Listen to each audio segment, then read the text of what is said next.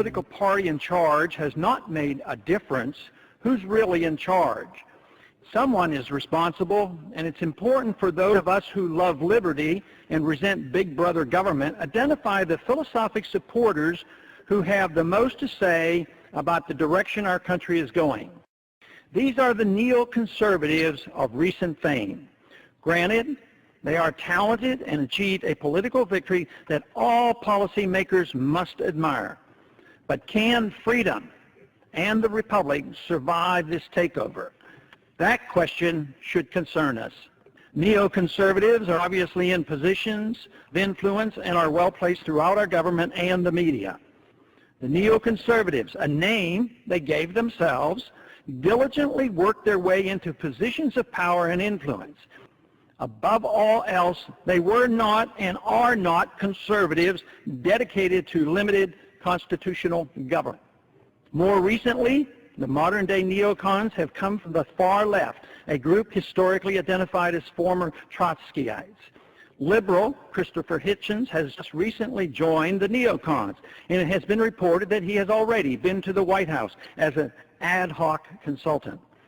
Many neocons now in position of influence in Washington can trace their status back to Professor Leo Strauss of the University of Chicago.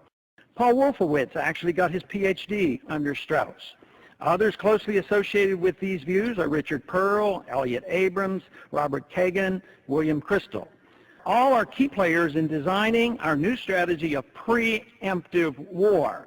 Others include Michael Ledeen of the American Enterprise Institute, former CIA Director James Woolsey, Bill Bennett, Frank Gaffney, Dick Cheney, and Donald Rumsfeld. The godfather of modern-day neoconservatism is considered to be Irving Kristol, father of Bill Kristol. More important than the names of people affiliated with neoconservatism are the views they adhere to. Here is a brief summary of the general understanding of what neocons believe. They agree with Trotsky on permanent revolution, violent as well as intellectual. They are for redrawing the map of the Middle East and are willing to use force to do it. They believe in preemptive war to achieve desired ends. They accept the notion that the ends justify the means. They express no opposition to the welfare state. They are not bashful about an American empire. Instead, they strongly endorse it. They believe lying is necessary for the state to survive. They believe a powerful federal government is a benefit. They believe pertinent facts about how a society should be run should be held by the elite and withheld from those who do not have the courage to deal with it. They believe neutrality in foreign affairs is ill-advised. Force should not be limited to the defense of our country. They dislike and despise libertarians, therefore the same applies to all strict constitutionalists. They endorse attacks on civil liberties, such as those found in the Patriot Act, as being necessary. They unconditionally support Israel and have a close alliance with the Likud party. Various organizations and publications over the past 30 years have played a significant role in the rise to power of the neoconservatives. A product of the Bradley Foundation, the American Enterprise Institute led the neocon charge, but the real push for war came from the Project for a New American Century, another organization helped by the Bradley Foundation. This occurred in 1998 and was chaired by Weekly Standard editor Bill Kristol. They urged early on for war against Iraq, but were disappointed with the Clinton administration, which never followed through with its periodic bombings. Obviously, those bombings were motivated more by Clinton's personal and political problems than a belief in the neocon agenda. The money and views of Rupert Murdoch also played a key role in promoting the neocon views, as well as rallying support by the general population through his News Corporation, which owns Fox News Network, the New York Post, and Weekly Standard. This powerful and influential media empire did more to galvanize public support for the Iraqi invasion than one might imagine. They have been amazingly successful in their efforts to control the debate over what Western values are and by what methods they will be spread throughout the world. It's of interest to note that some large Christian denominations have joined the neoconservatives in promoting preemptive war, while completely ignoring the Christian doctrine of a just war. The neocons saw and openly welcomed their support.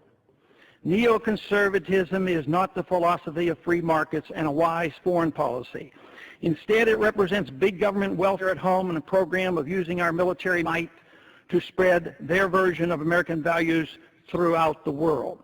If the neoconservatives retain control of the conservative limited government movement in Washington, the ideas once championed by the conservatives of limiting the size and scope of government will be a long-forgotten dream.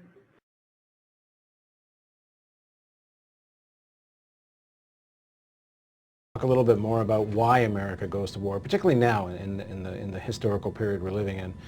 You mentioned in the last interview the Project for New American Century, which kind of lays out this vision. So dig into that a bit. When you tell people this is a lie, that is a lie, they inevitably come up with, well, then why did we really go? And they want one answer, and it's always a range of several answers, and even then, you don't quite explain it with rational reasons. Wars that don't make sense, that are doomed to failure, wars where you see the private meeting notes of these guys sitting around together trying to come up with a reason why they want to go to a war they've already determined to go into, and then coming up with a reason to tell the public is a second what step notes, what are you talking beyond about? that. When you say reading the notes, where have you read the notes? Well, in particular, there's a nice example in the book from the Vietnam War of Vietnam War planners talking about what reason they should themselves believe in to keep the war going and escalate it. It having been just predetermined that they're going to do that, knowing full well and themselves predicting that it would accomplish nothing and just be a matter of time, how much blood, how much treasure. But then after they decide on why they want the war, they decide on why they should tell the public they want the war, sort of a second step. And so there are irrational drives that need to be looked at for why we have these wars that I also go into in the book, including going into... So talk about the PNAC document. So PNAC being Project for New American Century. The Project for the New American Century, which is a think tank that was around in the 90s and up through 2005 or 6, and then it disappeared, and then came back online in 2009 when the coast was clear and clearly nobody was getting prosecuted for anything. And there are about 17 members of this so-called think tank who were in top positions in the Bush-Cheney administration, advisor to the president, to the vice president, assistant secretary of defense, and so forth.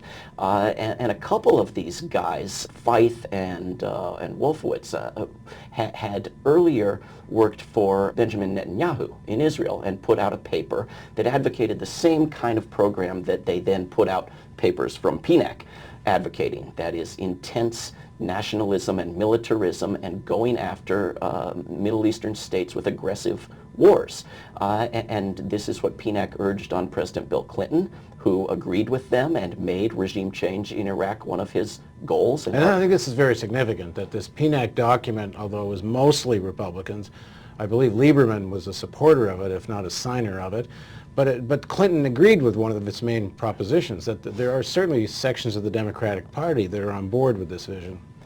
Right, and there are several key papers that they published, and the biggest one maybe was in 2000 called Rebuilding America's Defenses, as if they needed to somehow be rebuilt, which was advocating a much larger military, the ability to fight multiple simultaneous wars, an aggressive agenda of going after nations in key regions of American interest, including resource regions, the need to plunder other people's resources, and a lot of it is language about absolute dominance and maintaining control of the world and fending off any possible rival. This is in the shadows of the Cold War having ended and the need existing for some new enemy, and they haven't quite come up with international terrorism or Al-Qaeda yet to fill that gap, but they want to take this opportunity to maintain American dominance. And get rid of regimes that have gone like this. So you can't have any that have left the U.S. sphere of influence. So Saddam in Iraq, but you also then have Iran, and it's a series of Syria. And see, you have to either be in our sphere of influence or you're not going to be. Right, and you look at what Wesley Clark said about the list of nations that Donald Rumsfeld had, 7 nations we were going to go into in 5 years if the Iraqi people hadn't fought back, I guess. No, I think it's very important that this issue of there's a significant section of the Democratic Party leadership either shares this vision or does not abhor it. For example, while Lieberman supported this document, and Lieberman gets chosen as Al Gore's vice president. So there's a whole section here they're more or less on the same page. There are a lot of factors in that pick, I think, maybe the biggest being Al Gore's pretense that he had never met Bill Clinton and was buddies with one of Clinton's attackers. But I agree that the Democratic Party does not have a vision that is dramatically different from this. So how about President Obama? He runs in the campaign promising a new mindset on foreign policy. Do you see any indication that Obama has a fundamentally different view than the PNAC document? Yeah, he talked in the campaign, at least on occasion, about ending the mindset that allows war. Then he went and gave a Nobel Peace Prize acceptance speech glorifying war and maintaining that Martin Luther King Jr. had been wrong in his Peace Prize acceptance speech, which if a Republican had done it, we'd still be hearing the outrage. And this is someone who gave an Oval Office speech a couple of months back where he regurgitated all of the lies that Bush had told about these wars, about Iraq, starting back with the weapons of mass destruction on through the lies about the surge that are being used to justify the continuation and escalation in Afghanistan. So there is a problem with the Democrats buying in to the same lies that you get from the Republicans. Now, one of the arguments that's given is that you can't really talk about the real geopolitics because, one, people won't understand it, and 2, maybe they won't support the policy, but it makes the most sense. And I'll give you an example. One of the reasons given for being in Afghanistan, which is not talked about publicly, is that the U.S. is acting as a kind of a buffer between Pakistan and India, that India will not stomach another pro-Pakistani government in Kabul, and that if the Taliban are to come back to power and Pakistan is allowed to have this influence again in Afghanistan, you could instigate another India-Pakistan conflict. So what you need so the U.S., the real reason for the United States being there is really about the disintegration of Pakistan and the possibilities of war, 2 nuclear powers having a fight over Afghanistan. So what do you make of that? Well, I think we're encouraging the disintegration of Pakistan, and I think if we were concerned about a conflict, we wouldn't be selling weapons to India. You ought to want a conflict with fewer weapons in it, if that were your concern. And I think that the secrets are not really that deeply buried. There's an incident in the book I describe of an interaction between myself and Mr. Brzezinski, who you like to cite, and who spelled out his reasons in a Rand Corporation affair for why we need to stay in Afghanistan, including reasons like a gas pipeline that aren't talked about endlessly on television, but that are openly stated at events like that, and concern about, buffering a war. No, if you look at what these people say in NATO meetings, and there's one happening right now, it's about the irresistible temptation of being able to put bases and weapons, including nuclear weapons, in a country that borders just about every critical country they want to face off against in the world, and Afghanistan is in that location. And knowing full well that it's hopeless, and it's a question of how much blood, how much treasure before they pull out, they just can't help themselves. I don't think it's about preventing wars. I think it's about dominating the globe. Thanks for joining us. Thank you. And thank you for joining us on the... Hi, thank you, Greta. I'm concerned about how the guest is just dismissing Ron Paul, because Ron Paul is very much against Mr. Kristol's agenda of these ongoing wars. Mr. Kristol is very involved with the Project for the New American Century, and which advocated this whole war, laid out the plan for this whole war on terror, which included Iran and Syria. And I'm a veteran. One of my brothers did 2 tours in Iraq, and I'm sick and tired of guys like this. If I'm not mistaken, Mr. Kristol was born in '53, which made him 18 in '71, 2 years before the draft was ended, and he could have gone. I'm tired of these fellas really pushing for war. I want to encourage all the listeners who can hear my voice to watch the documentary The New American Century. Okay, Phil, I'm going to leave it there and get a response from Bill Kristol. Well, thank you for your service and for your brother's service. Look, I said I have a fundamental disagreement with Ron Paul on foreign policy. I'm not dismissing him. And I tried hard to be proud of my service, but all I could feel was shame. And racism could no longer mask the reality of the occupation. These were people. These were human beings. I've since been plagued by guilt anytime I see an elderly man, like the one who couldn't walk, who we rolled onto a stretcher and told the Iraqi police to take him away. I feel guilt anytime I see a mother with her children, like the one who cried hysterically and screamed that we are worse than Saddam as we forced her from her home. I feel guilt anytime I see a young girl, like the one I grabbed by the arm and dragged into the street. We were told we were fighting terrorists. The real terrorist was me, and the real terrorism is this occupation. Racism within the military has long been an important tool to justify the destruction and occupation of another country. It has long been used to justify the killing, subjugation, and torture of another people. Racism is a vital weapon employed by this government. It is a more important weapon than a rifle, a tank, a bomber, or a battleship. It is more destructive than an artillery shell, or a bunker buster, or a Tomahawk missile. While those weapons are created and owned by this government, they are harmless without people willing to use them. Those who send us to war do not have to pull a trigger or lob a mortar round. They do not have to fight the war, they merely have to sell the war. They need a public who is willing to send their soldiers into harm's way. They need soldiers who are willing to kill and be killed without question. They can spend millions on a single bomb, but that bomb only becomes a weapon when the ranks of the military are willing to follow orders to use it. They can send every last soldier anywhere on earth, but there will only be a war if soldiers are willing to fight. And the ruling class, the billionaires who profit from human suffering, care only about expanding their wealth, controlling the world economy, understand that their power lies only in their ability to convince us that war, oppression, and exploitation is in our interest. They understand that their wealth is dependent on their ability to convince the working class to die to control the market of another country. And convincing us to kill and die is based on their ability to make us think that we are somehow superior.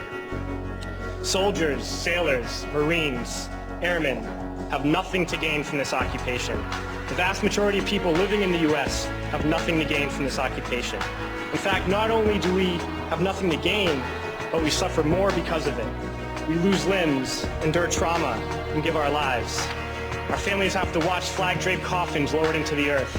Millions in this country without health care, jobs, or access to education must watch this government squander over $450 million a day on this occupation.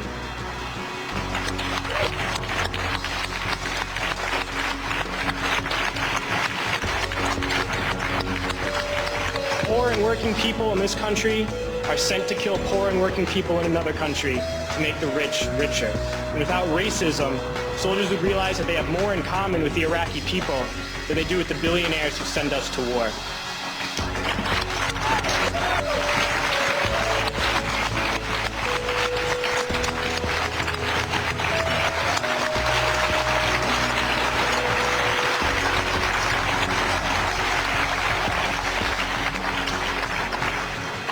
I threw families onto the street in Iraq, only to come home and find families thrown onto the street in this country, in this tragic and unnecessary foreclosure crisis. We need to wake up and realize that our real enemies are not in some distant land. They're not people whose names we don't know and cultures we don't understand. The enemy is people we know very well and people we can identify. The enemy is a system that wages war when it's profitable. The enemy is the CEOs who lay us off from our jobs when it's profitable. It's the insurance companies who deny us health care when it's profitable. It's the banks who take away our homes when it's profitable. Our enemy is not 5,000 miles away. They are right here at home. If we organize and fight with our sisters and brothers, we can stop this war, we can stop this government, and we can create a better world.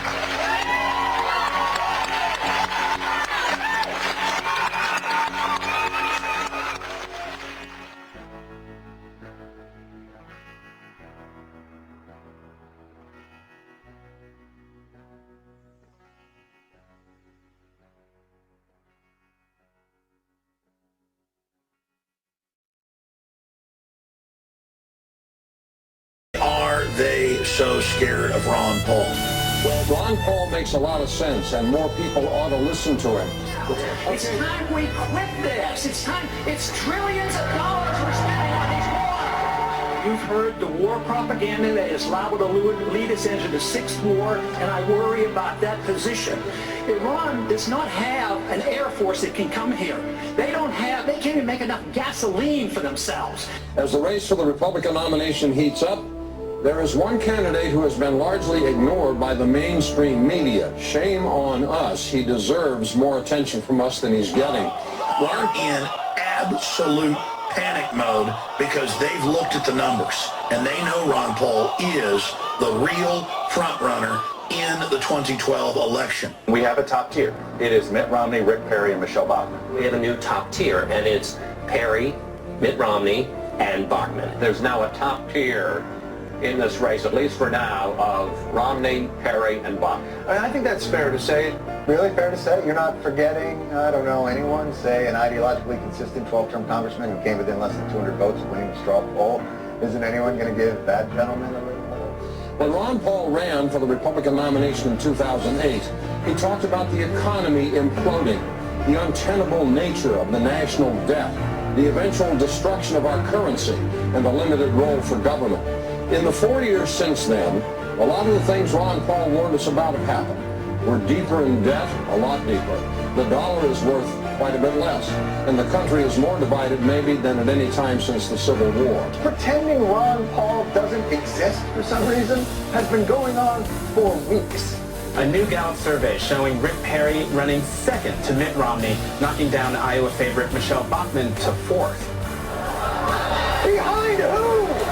The media does remember Ron Paul. It's only to reassure themselves how there's no need to remember Ron Paul. Right now, live, right next to the bus behind us, Ron Paul is speaking. And guess what, Paul? If you get video of Sarah Palin or get a soundbite from her, bring that back to us. You can hold the Ron Paul stuff.